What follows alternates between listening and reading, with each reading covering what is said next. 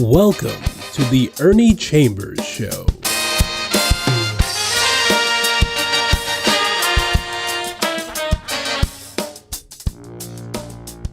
Brothers, sisters, friends, enemies, and neutrals, I'm running for the legislature. I was down there for more years than anybody else, 46. It's a record that can never be broken. Because I was such a pain in the neck and other parts of the anatomy for those white people, the ones throughout the state decided that the only way they'd get me out of the legislature is to vote for term limits.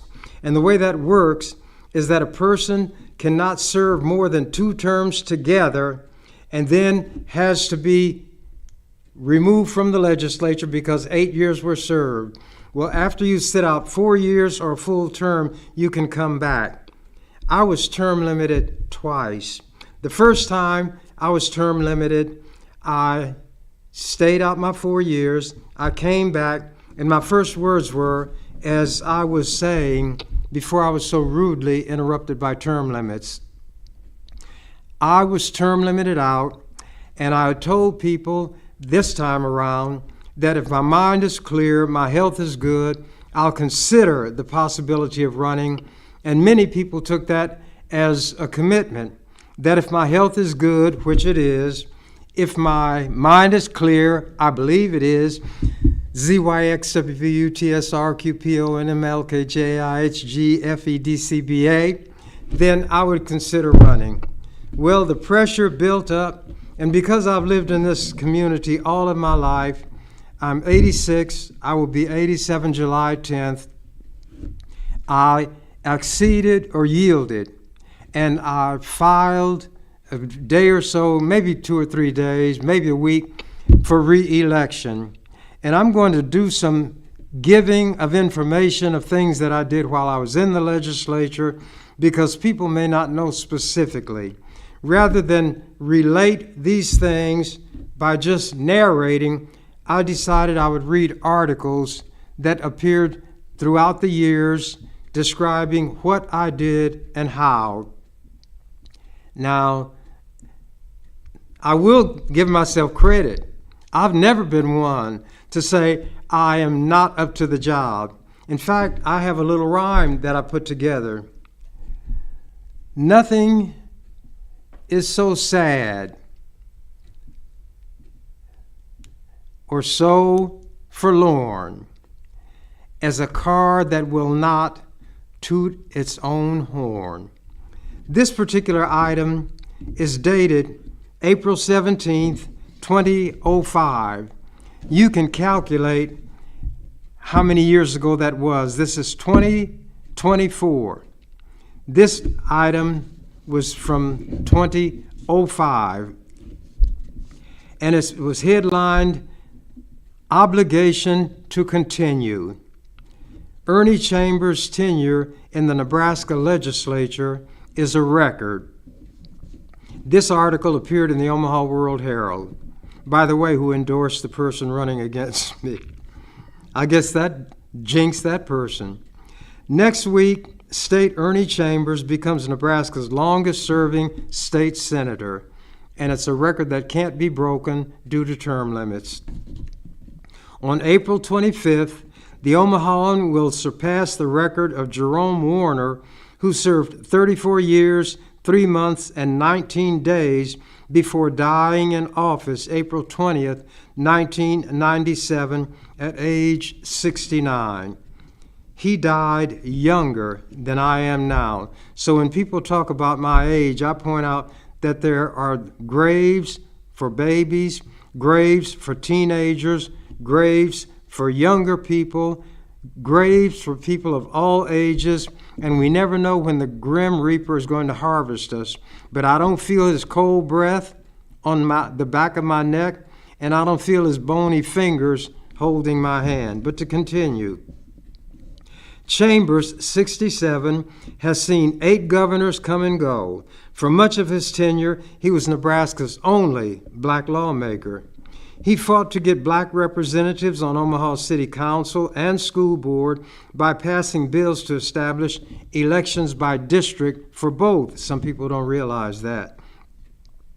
He has sought to repeal Nebraska's death penalty. His repeal bill was passed in 1979, only to be vetoed by then Governor Charles Stone. People thought this last time, a few years ago when I got it passed, was the first time. I had managed to persuade those conservative, white, Midwestern people to pass a bill to abolish the death penalty, but the governor vetoed it. I could not get the votes to override. But here's the irony. The very day that he vetoed that bill, my bill to elect one of the entities in Omaha by district, the school board, the city council, also went to his desk. People were sure it would be vetoed because he and I didn't get along. He signed it. Some of them talked to him and said it would be too much, it would be too obvious if you'd veto two of his major bills, which it took almost a miracle to pass in the first place.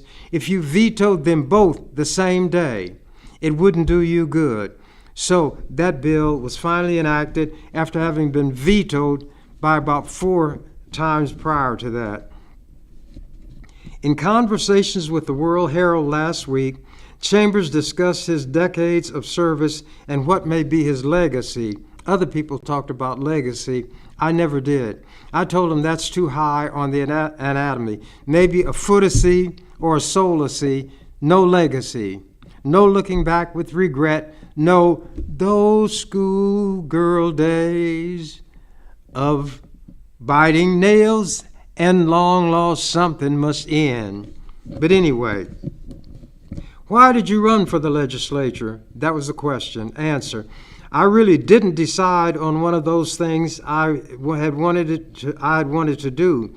People had asked me to run against Senator George Althouse, a black man who represented the district, when he stood up and said words to the effect that God put white people in charge and we're supposed to follow along behind them. People were outraged. Even when I was a young man, in my late teens, I would go before the city council, speak for our issues, help people when they were harassed by the police, and that was something even grown black men were afraid to do. But I simply had no fear. Some people said it was not a lack of fear, it was a lack of sense, but the outcome was the same. I had a reputation for being willing to stand up against overwhelming odds, not turn tail and run. Next question. Did you think you would stay 35 years? Answer. I had no intention of giving that many years of my life to a job like this. But once I got here and saw what needed to be done, I felt an obligation to continue. Question. You got district elections for the Douglas County Board, Omaha City Council, and Omaha School Board. Other accomplishments?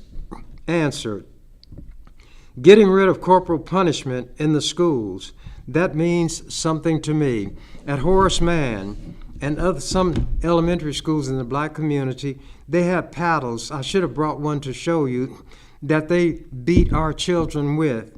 This guy who was the principal was named Barbie, and he would turn them, bend them over, pull up their dress, and hit them on the backside.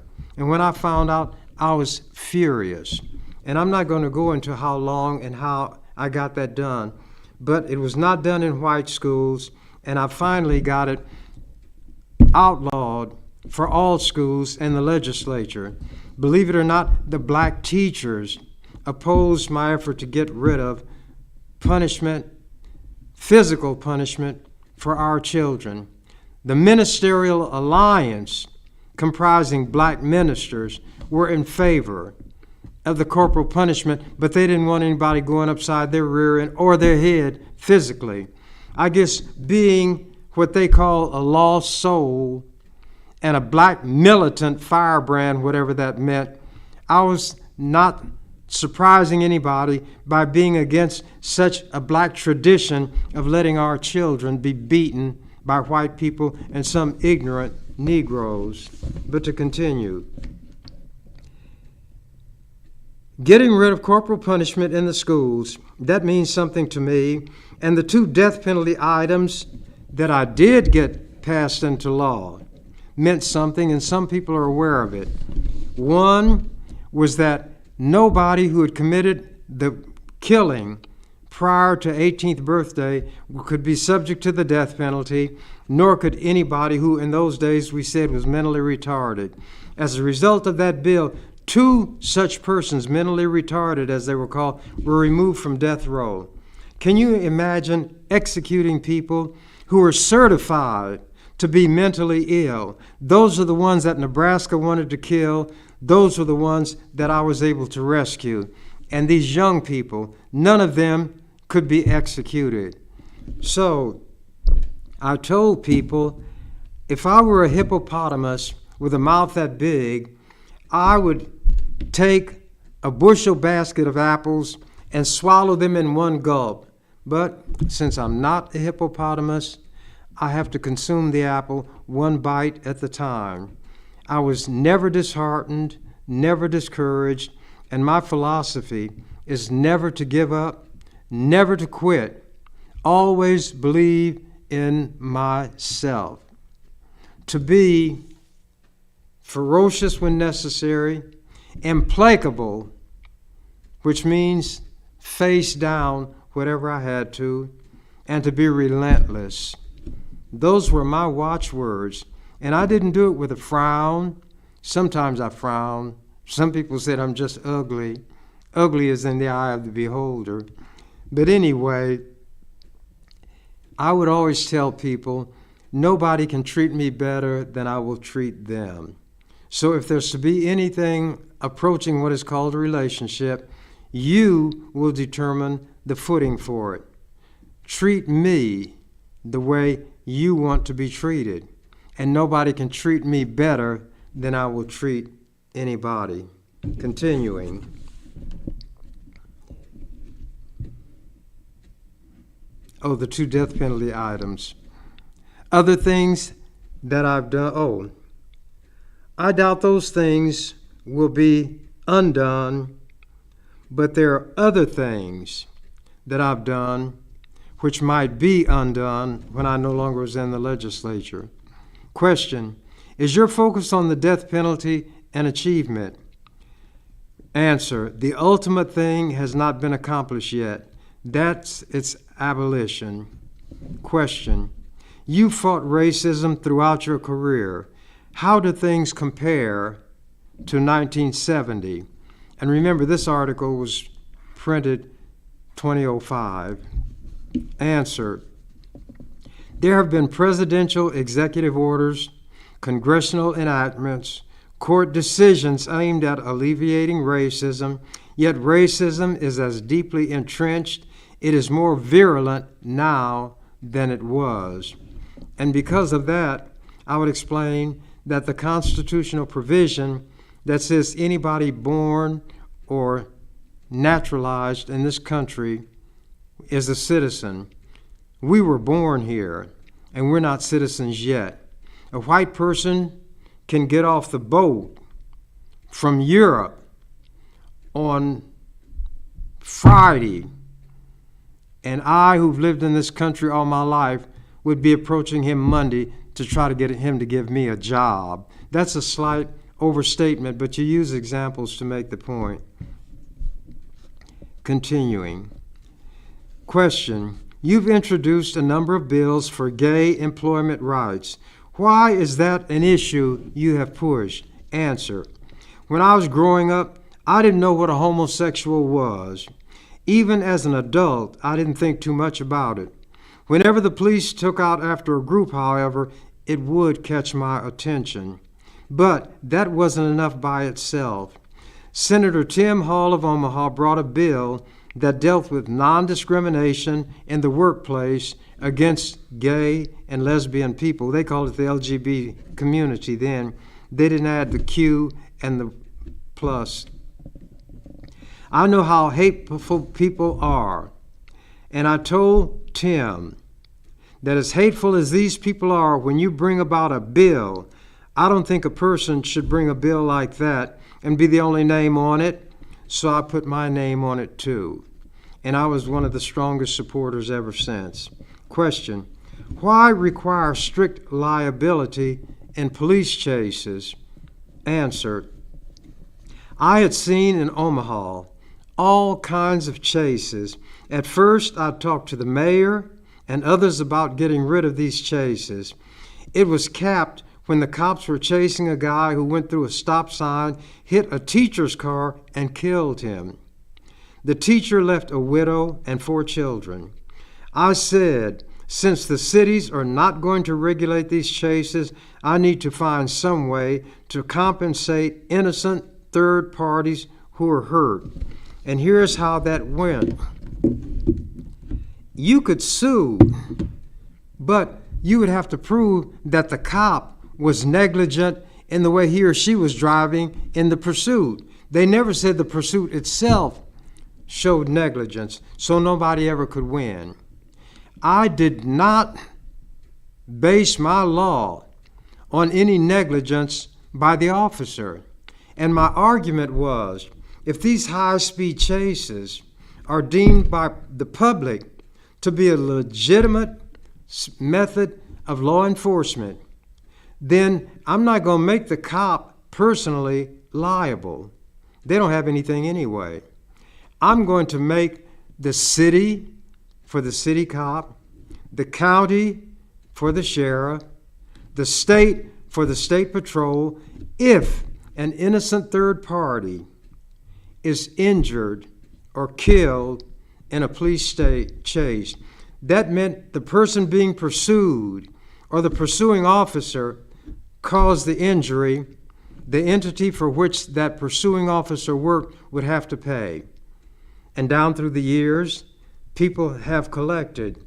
Just a few months ago, a family was paid over $400,000 by the state because of a loved one being killed while being pursued by a member of the state patrol. These are things I looked out to the extent I could for everybody's welfare. Those who nobody else seemed to care about were my particular province.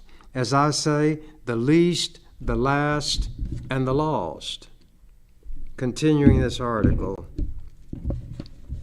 How about your races for governor, attorney general, and the U.S. Senate? Nobody had even run for those 3 offices, but I ran for all 3 of them, not at the same time. But in one instance, I was running for the governorship and the legislature at the same time, and it was taken to court by somebody. The lawyer was incompetent. But anyway, the Nebraska Supreme Court ruled that a person cannot run for 2 offices at the same time. So I called a press conference, and everybody was sure that I would leave my name on the ballot for the legislature and not run for the Senate. So I said, oh no, you think you know everything? You think you know me, but you don't know me at all. I'm going to leave my name on the ballot for the U.S. Senate, and I'm going to remove my name for the legislature. And their eyes got big. They said, you're not running for the legislature? I said, oh yeah, I can run for both offices, but I can have my name on the ballot for only one of them. I will have to run for the legislature by write-in. They said, well, nobody has ever won a seat to the legislature by write-in. I said, there's always a first. Somebody has to be first. I don't mind being first. So I launched a sort of campaign which consisted of printing brochures telling people that I was running for the legislature by write-in and that they would have to write my name on the ballot. So when they get to the part that says legislature, there would be a blank line, and that's where you write in the name. Try to spell my name correctly, but under the law, if it's a close enough approximation, then it will be counted. But people were sure that I couldn't win by writing because nobody had done it before. But there has to be a first, and I don't mind being first when it's something of value. Obviously, I didn't win the seat for U.S. Senate. I was running against Bob Kerrey, and my name was on the ballot. But I won the seat in the legislature by write-in, which was the first time that had ever been done, and the first time that a person did it while running with his name on the ballot for a different office. There are things I've done that people don't know about, and many people don't care about. I'm the kind of person who, in the minds of some people, can do no right, no matter what it is. And I have not lived my life based on what other people think, how they feel about me, or what they say about me. I have a conscience of my own. I have a brain of my own. I have eyes of my own. I have eyes with which to see the world. I have a brain with which to analyze the world. And I have a determination to do what I believe is right, and I don't care what people think. Their thoughts don't hurt me. They haven't even thought things through. They cannot think well enough to run their own life. How are they going to run mine? They're not. Let me continue. Oh, but that question was, how about your races for governor, attorney general, and the Senate? Answer, those were for the purpose of raising issues and focusing discussion. I've never believed I could win an office where white people would have to vote for me in large numbers. They couldn't vote yes for me on anything, but they could vote yes on a proposition to get me out of the legislature, and that was term limits.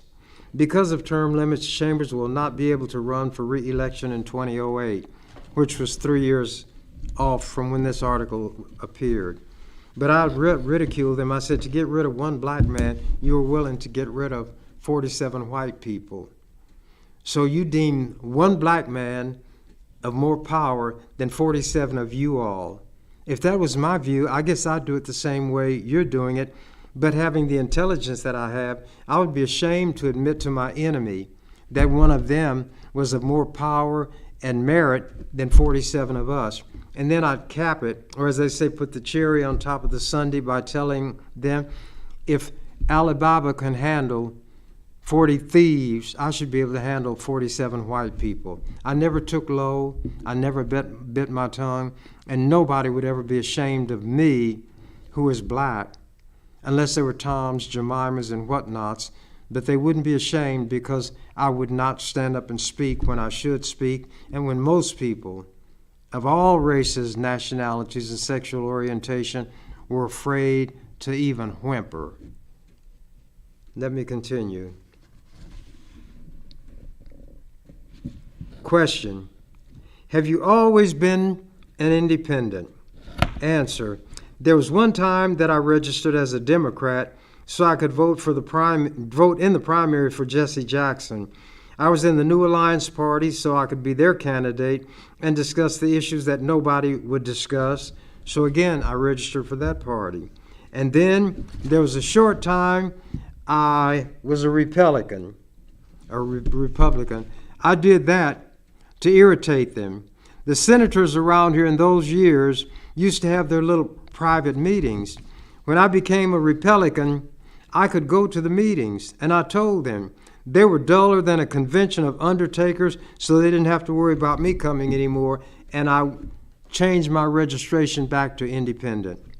Question, did you ever think it best to hold your tongue? Answer, anytime there's an issue there that I think needs to be addressed, I would never hold my tongue.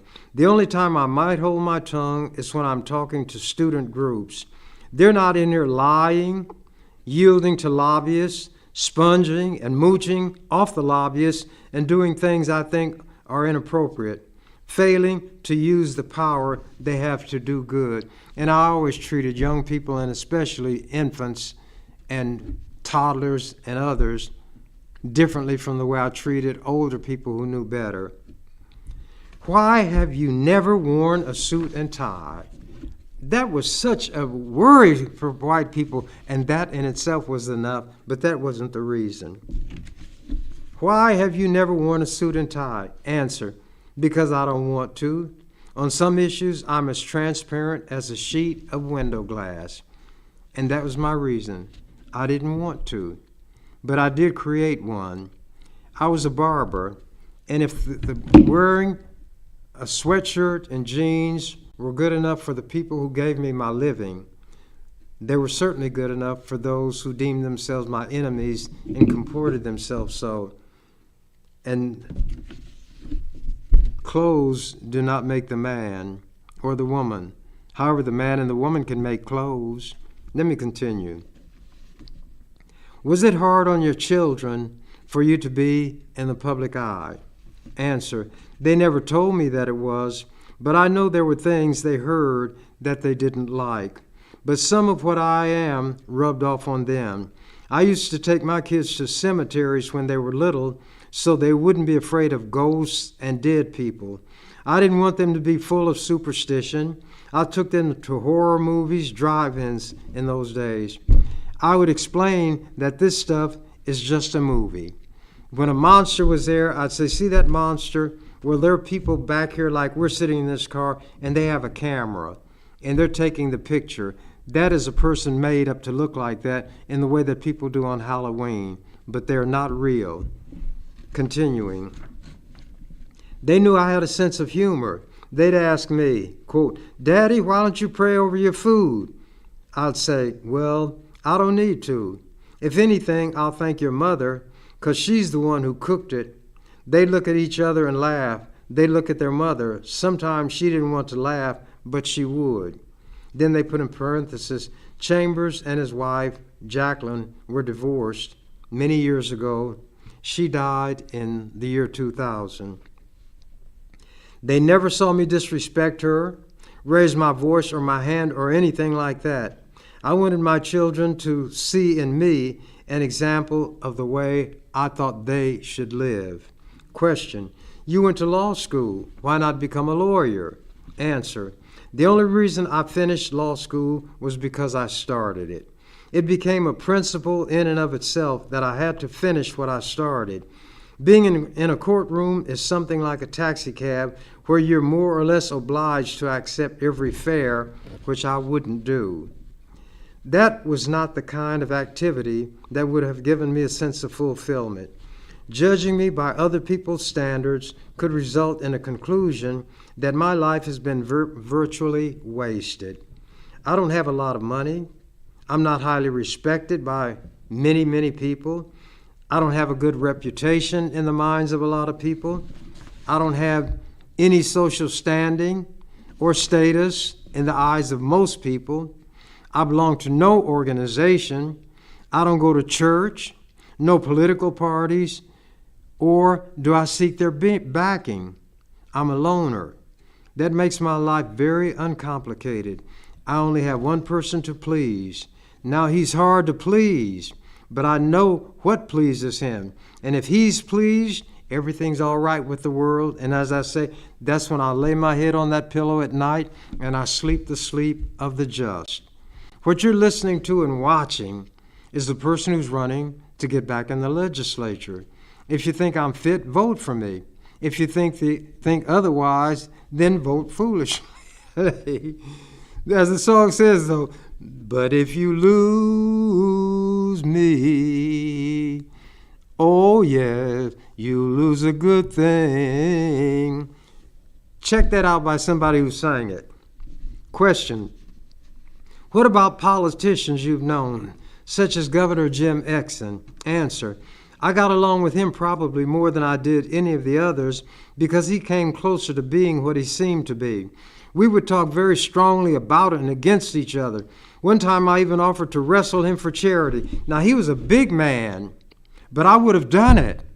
And see, when what they deem to be a small man issues a public challenge, they think he must know something. And in wrestling, you don't punch, you grapple. He didn't know how strong I was. He didn't know anything about that. But he knew that when it came to determination and standing up, nobody could match me in that, and certainly nobody could outdo me. And I'm not boasting. Telling the truth is not boasting. One time I even offered to wrestle him for charity because he was talking about the death penalty or something, and he had irritated me to that point. Question: what about Bob Kerrey? He was the one I'd run against when my name was on the ballot for Senate. Once on the east side of the Capitol building, there were about 3 or 4 little white boys from the Catholic school or somewhere sitting out there with me, and I saw Carrie coming. Children seemed attracted to me, and it was a Catholic school, but even though the Catholic adults probably hated me, the children didn't. They even brought me some rolls one day, and the package was open, and there was some dirt that had gotten into the package. Naturally, I wasn't going to eat them, but I thanked the little boys, and I told them they really were nice, and I appreciated what they did. Because one time they were in trouble, they had no place to go, so they came to my office, and I interceded for them. I can't help it. Children are my heart if I had a heart, which I don't have. And I tell people that, told them that I'd gone for a physical examination, and this nurse put the stethoscope right here where your heart's supposed to be. And she got a strange look on her face. And she said, now, I don't mean anything by this, but can I put this on your arm? I said, well, if that's where your heart is. So she put it on the inner side of my bicep. She listened. I thought she was listening. She got a strange look on her face, and then she called the doctor. I don't remember what happened after that, but ever since then I told people I don't have a heart. And I can document it because when they checked me for it, I didn't have it. They couldn't find it. And they're the ones who know how to find a heart. Now, she didn't say I didn't have a heart, but obviously she didn't find a heartbeat. And I've never seen my heart. I've never seen the heart that's in me if I have one. How do I know? I don't. But we draw conclusions based on things that generally happen a certain way and based on the things we're taught. We're all taught that a heart is the organ that pumps the blood through the arteries, out through the body. The blood goes out, and then when it comes through the lungs, it's oxygenated. That means it gets oxygen, goes back to the heart, and that's the circulatory system. That's what they taught me as early as grade school. But whether I have a heart or not, if I did swear, I couldn't swear to it. But people say that when it comes to children, I demonstrate I have a heart. I say, well, I don't know that that's true because Adolf Eichmann had a heart, documented to have a heart, and he said he would jump into his grave laughing, knowing that he had killed 6 million Jews or presided over the killing of 6 million. But when they went down to one of those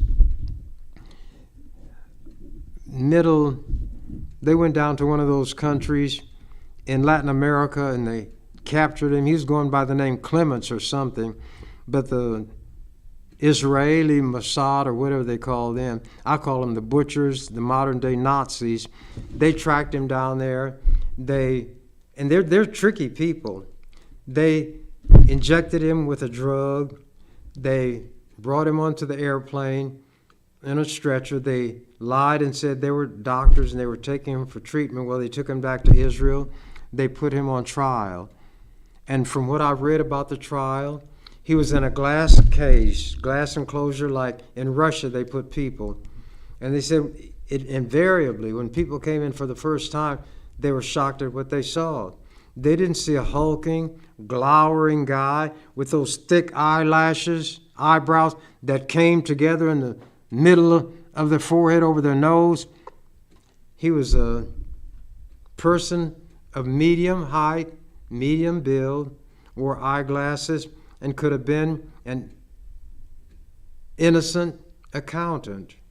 He didn't look like what he was if the facts they put forth were true. A guy, he was a lawyer's name, last name was High Levi, who represented him. I read about the trial. He put on the best defense that he could for somebody like Eichmann. And he wasn't justifying anything, but he took every shred of what could be called evidence that would mitigate or lessen the seriousness, the ugliness of what Eichmann had done. Nevertheless, Eichmann was found guilty to nobody's surprise. He was hanged until he was dead, and maybe an extra amount of time to be sure. his body was cremated, and the ashes were spread in the Mediterranean Sea. How many of you all knew that? I read history. Malcolm X said, and he was telling the truth, history is the subject best suited to reward our efforts. One of these days I'm going to talk about the so-called Holocaust.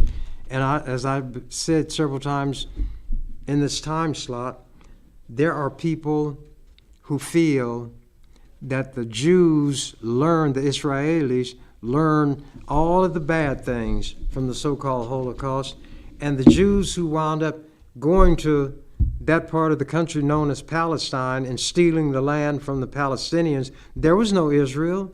There was no Israel until 1948. Israel declared itself to be the Jewish state. And to do so, they displaced Palestinians, stole their land, abused the people. You can see how they are literally slaughtering them now. They have created starvation in Gaza. I had described for people so they would understand what was happening the situation like a large, long sock. It's called the Gaza Strip. And the Palestinians up here in the north were driven farther and farther south by bombing. Now the Israelis had airplanes, they had bombs, they had rockets, they had tanks, they had artillery. The Palestinians had none of that. Nobody armed them. It was not a fair fight and was not designed to be. It was to be a slaughter, and it was. These Israelis have attacked refugee camps. They have attacked schools. They have attacked hospitals, killing civilians, many, many women and children. They learned all of the worst things from the Nazis, and they're carrying them out with a vengeance. Pussyfooting Biden had said, well, if they would use these weapons of offense against the Palestinians, I will cut that off. We're not going to send them these 2-ton, that's 2,000 pounds, these 2-ton, that'd be 4,000, huh? Anyway, these 2-ton bombs, because they could only be used offensively. Those are the only weapons he withheld. Netanyahu talked about Biden like he's got a tail because he knew that Biden is afraid of the power of the Jews in this country. They do control a lot of the money. They control a lot of the communication system. Every place where a lot of money is at stake, a lot of power, you will find Jewish fingers and Jewish hands. And I'm not one of those who will say every Jew is bad, that every Jew has money, got it through cheating and lying. Other people say it. I don't know that for a fact, so I will not and cannot say that. I cannot condemn all of any group. I cannot even condemn all of the Germans who were in the war under Hitler and were members of his Gestapo, the Geheim Staatspolizei, or however they pronounce it in German. But that's what the Gestapo was, the secret police. The SS, the Schutzstaffel, was the death head group.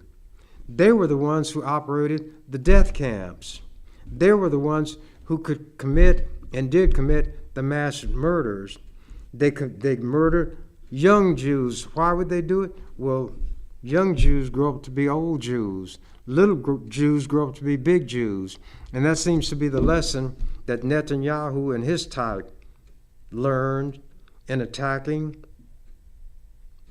Palestinians. Now they've driven them down to the toe of the sock. Down here in this part. No place to go.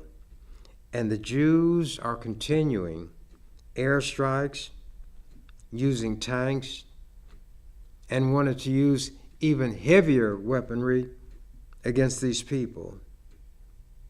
Now, I'm not going to lose my way and get off into that like I have in the past.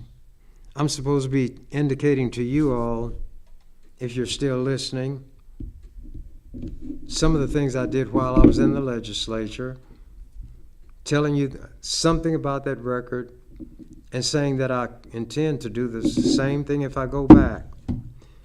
The youngster running against me had given an interview and said that I'm not speaking of me. He's not the only one who can stop this runaway train, because that's what was said. When I was removed from the legislature by term limits, the brakeman was gone from the runaway train. He said, you need the votes. That's true. You need the votes. But if you don't have the votes, you don't get votes by whining and crying and begging and pleading. How did I get votes? I stopped them from being able to vote. I did not filibuster, meaning reading from the phone book or recipes. I used arguments. I based mine on the rules. I educated them about Constitution, Black history, their wrongfulness throughout the history of this country, the fact, among other things, that George Washington had so many slaves that when the South seceded from the Union, they said George Washington was their patron because he owned so many slaves. And they don't want that taught. These white people in the schools today, they don't want the truth taught. That's the only way they can get people to still celebrate George Washington's birthday. They call it President's Day now. And he wasn't the only one. Thomas Jefferson, the one who did a lot of the writing of the Declaration of Independence, was a slaveholder. And you know what he said? Our children watch this, and they learn all of the worst things. They don't want to do honest labor because it's connected to what slaves do. And he concluded that little recitation by saying, because white people like him and enslaved black people, I tremble for my country when I recall that God is just, but he didn't fear God's justice enough to free his slaves.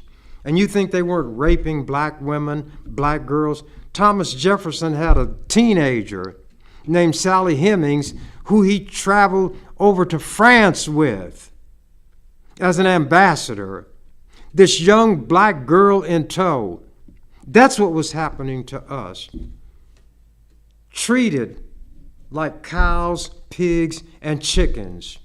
Auctioned in the same way. When black men and women were standing up there being sold, they'd walk up to a woman, check her teeth, feel her breasts. They could even grope her. That's what they did. And you're going to tell me you think these white Christians would not do such a thing? Then where did we get all these half-white black people? A lot of white men were jumping fences in those days and continue to this day. The truth. You shall know the truth, and the truth shall set you free. Not just merely knowing it. The truth will infuriate you to the point where you will, by any means necessary, obtain full freedom, justice, and equality. And that's what we have to spend our time trying to get. And I was telling you what I would tell this young black man when I engaged in extended debate, because he had said they filibustered, but they couldn't stop things. Well, what I did wasn't filibustering. I always called mine extended debate because I always gave historical lessons. I talked about the law, the Constitution, presidential proclamations, civil rights laws, court opinions. I was instructing. And that didn't give me votes, but it stopped them from voting. They couldn't use their votes because they couldn't bring anything to a vote because I was engaged in extensive debate, not filibustering. So what they would do is say, Ernie, what must we do to be saved? I said, here's what you've got to do. I've got amendments.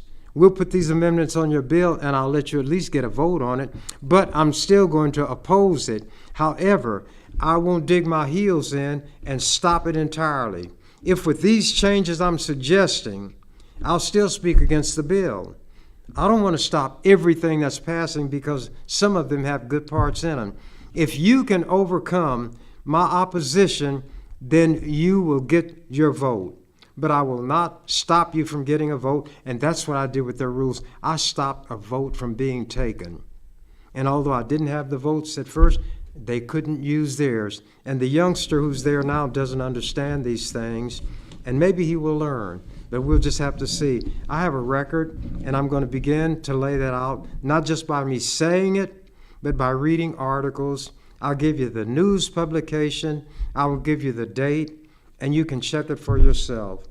You will see there were national items, international, every kind of imagined and imaginable means of communication had taken note of what I did. One outfit even in Washington, the state of Washington, it's called, I forget what it is, I'll bring the article. I was listed among one of the top 40 people in the United States of America. Nobody from Nebraska ever had that happen. No Nebraska member of the legislature ever was put into the congressional record except me. I'm going to lay out my record. Since I'm running, I should give you a reason to select me over the other person. And I'm not running against the person. In fact, he was in the parade for Juneteenth, and so was I. And when I saw him, he was out there, but he's kind of by himself. So, and I'm the elder statesman. I walked along, then I walked out into the middle of the street, and I put my arm around his shoulder, and I walked with him in the part of the parade that was for him. And I told him, I do these things so people will know that I'm not running against you. I'm running because I think there's a job that I can do. And then I got out of the parade because I was an official part of it. I think my time is running out. And as I always say at the end, if I think about it, quoting the canary, when he saw that the door to the cage was open, I'm out of here. You've been watching The Ernie Chambers Show. If you'd like to leave suggestions, email us at ewcfacts@gmail.com. That's ewcfacts@gmail.com. This is an EWC Communications production.